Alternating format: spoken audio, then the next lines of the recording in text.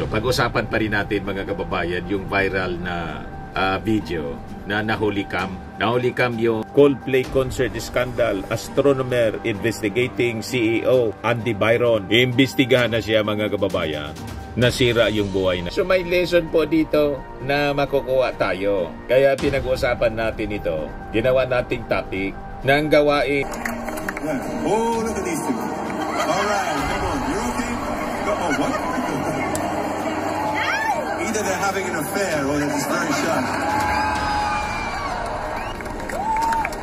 Of exposing their secrets where consent is barely needed. Sabi ni Regina Chong, karma is not about the truth being revealed but about causes. Sabi ni Rochelle Stewart, 3 things you cannot hide from. Nagpapagang mga balita at pagtalakay sa mga isyu na lipungan. Bulsa! Opinyon, banat at paglalantad sa katotohanan. Bulsa! What you see is what you get. You decide. Ito po mga kababayan, si Dante Maravillas. Dito muna tayo uli sa ating podcast with Dante M. Life with Dante M. Podcast natin. So pag-usapan pa rin natin mga kababayan yung viral na video na nahuli cam yung mag-among taksil.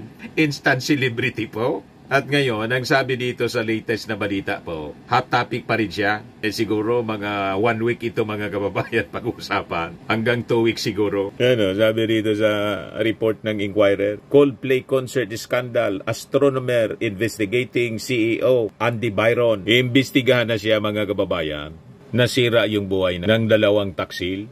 Bakit kasi pupunta doon sa concert at magyayakapan sila doon? Nauli tuloy ng camera. Ito mga taong ito, sabi ng mga nag-react sa ating video kahapon. Hindi man ito kilala, hindi man ito pinag-uusapan sa Amerika. Siyempre, concert ito ng Coldplay. Kaya biglang sumikat. Sumakay mga kababayan.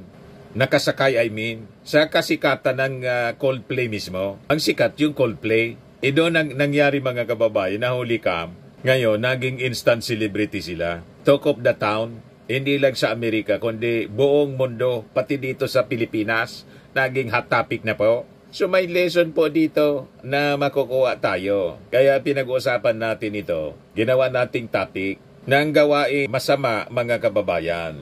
May katapat na karma. Ito na nga yung topic ng Project Nightfall. Isa ding sikat na vlogger mga kababayan, sabi niya rito, the viral cheating scandal is a big lesson on karma. Night fam, it's honestly tragic that something so personal had to become so public. But maybe this moment will make people think twice before betraying the ones who trust them most. See, this Coldplay concert moment was supposed to be sweet. They were smiling close, caught on camera, until they panic. And now, the entire world will remember their huge mistake. Even Chris Martin tried to laugh it off. They are either having an affair or they are just very shy. Yan yung naging sabi ni Chris Martin mga kababayan. Yan sabi po ni Chris Martin dito sa concert. Yeah. Oh, look at these two. Alright, come on. You're okay? Oh, what? Either they're having an affair or they're just very shy. Yeah. Oh, look at these two. Alright, come on. You're okay? Oh, what?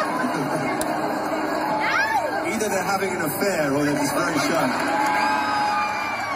Yan ba so nangyari mga kababayan? Kaya sabi dito, but the internet did what it does best and uncovered the truth. As it turns out, they were not just a couple. They were co-workers, a CEO and his HR chief. And yes, he is married to someone else. Suddenly, this tiny concert moment was not just awkward anymore, but devastating for their partners, for their families, for the people who had to see this unfold online instead of in a conversation. And it really makes you realize karma does not always knock quietly.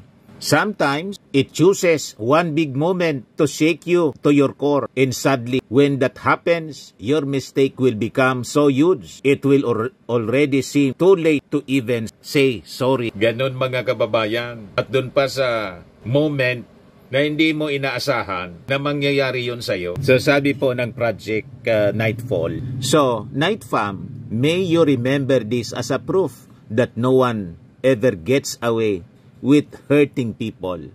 Because life will always find ways of revealing the truth. So if you are doing something terrible in secret, ask yourself, will I be able to handle the consequences if the entire world finds out? And hopefully, before you even answer that question, you gather enough common sense to change your mind. Sincerely, Project Nightfall. Ayan po mga kababayan, yung pagkahulikam sa kanila. Ayan ang picture nila. Si Andy Byron, Chief Executive Officer. Si Christine Cabot, na kayakapan niya, Chief People Officer. Ayan yung asawa ng babae. May mga anak sila siguro, mga anak sila. Pero tinakpan na yung para di madamay yung mukha. So, ito naman yung lalaki, si Andy Byron. At yung kanyang asawa, mga kababayan. Kaya ito yung mga reactions ng mga tao. Never trusting someone that says, I'll be home late. Team bonding at a Coldplay concert. Ayan yung mga reaction. Sabi ni Selena, she's going to wake up to this literally heartbreaking. So kawawa dito yung mga anak, pati yung asawa. Iba-iba yung reactions ng mga tao. Sabi ni Flor de Lisa Tamayo, we all know at some point in our life we had our own mistakes. Could be big or small, they already have enough damage and shame in the family. Nobody's perfect and there's always a second chance. Please stop the hate and be kind in your words. They have children to protect. Let he who is without sin cast the first stone. Ano tingin ninyo? Para niya Mr. Maravillas, may tinatago din. Ewan ko po. But you know, mga matured people na sila. Alam nila yung ano yung tama at ang mali. Pinili nila yung mali. And it was exposed to the whole world. So, yun ang painful, mga kababayan, na consequences ng paggawa ng mali. So, it will serve as a lesson to everyone. Kaya pinag-uusapan natin ito. Sabi ni Hang Ho, nothing can be hidden. In Vietnam, we have to say, a needle in a bag will eventually poke out. Sabi ni Marie Chris Ayo, God has His own way of exposing their secrets where consent is barely needed. Sabi ni Regina Chong, karma is not about the truth being revealed but about causes and effects. Whatever causes you make, you will have to bear the consequences. No one can escape their karma, whether it's in this lifetime or next. Sabi ni Bem Enriquez, the painful truth about betrayal is that it comes from the people you love and trust the most. Sabi ni Rikta, I hope people learn from this and think twice before betraying the ones who trust the most. Sabi ni Rochelle Stewart, 3 things you cannot hide from: the sun, the moon, and the truth. Yun mga kababayan. Ngayon, iimbestigahan daw itong CEO ng Board of Directors ng software company Astronomer. Nagsimula na daw a formal investigation after its CEO, who is married and head of HR, were caught embracing at Coldplay concert sa Massachusetts. Sabi dito sa balita, Astronomer is committed to the values and culture that have guided us since our founding. Our leaders are expected to set the standard in both conduct and accountability. Sabi po ng company sa kanilang statement na pinost sa X and LinkedIn. The Board of Directors has initiated a formal investigation into the matter and we will have additional details to share very shortly. Byron and Cabot have not released a statement as of press time. Andy Byron has not put out any statement. Reports saying otherwise are all incorrect, sabi po ng Astronomer. So yan yung post nila mga kababayan. As the kiss cam caught the pair in a panic, Chris Martin quipped, oh, whatever, they're having an affair, they are very shy, prompting laughter from the crowd. More than 15 million people read about the scandal, and the average readership on the topic is on par with the Diddy trial. Must Trump feud in Pope Francis' death, according to Axios. Ganon katindi mga kababayan pag iskandalo pong ganito. Ito naman po, Firmax Firming and Lifting Cream, pinapahid po sa mga pulses in affected area. Mainam po sa paninigas ng mga kaso-kasuan. Ito naman po, Automax Radiant Serum. Sa mukha naman yung application, anti-aging po siya. You will look 10 years younger than your age. Sa mga cancer patients naman po, baka lang gusto ninyo itong itry. Neng siya red mixed fruit drink.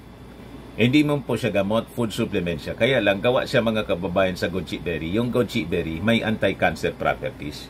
O ngayon, yung mga inquiries ninyo, dumiritso na lang kayo sa aming messenger sa Facebook para masagot namin agad. Ayos pa? Ayos na ayos niya, Mr. Maravilla. But anyway, ito po pala yung aming bagong product na binibenta online.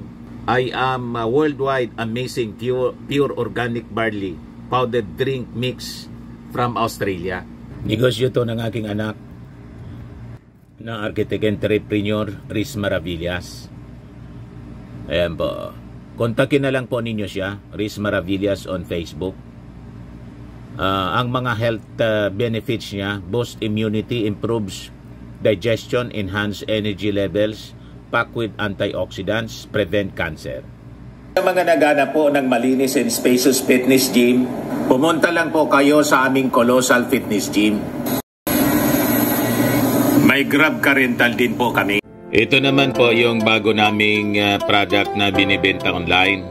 Eye Glow Serum, whitening po siya. Tingnan ninyo yung epekto sa aking anak na architect before and now. Yung mga inquiries po ninyo, dumiretso na lang kayo sa kanyang Facebook account, Riz Maravillas.